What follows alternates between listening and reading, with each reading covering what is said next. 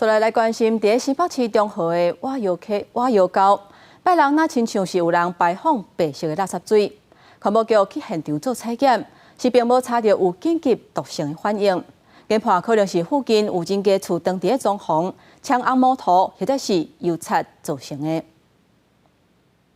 位于天顶看落来，新北中和的下窑沟竟然两边无共色，有一半的水染做白色的。昨日有民众翕到这种情形，把相片打上网络，也引起当地民众的议论。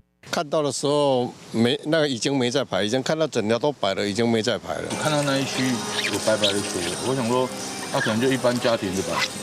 当地民众是讲有看到下窑沟边的细条水沟啊，一直排放白色的水，不过排放时间无偌久。环保局接到通报前往稽查，并采集水样检测水质，发现 pH 值是8.14，包含水有染指标的化学使用量甲重金属，拢无验出急动性反应。因为附近瓦建主题区，初步怀疑可能是四周围的民家排放的垃圾水。 同路段的这个2号后面的防火巷有一些些许的白色痕迹啦，可能是装修或是自行涂料，或是说有在清洗自己家里的一个家庭的一些设备。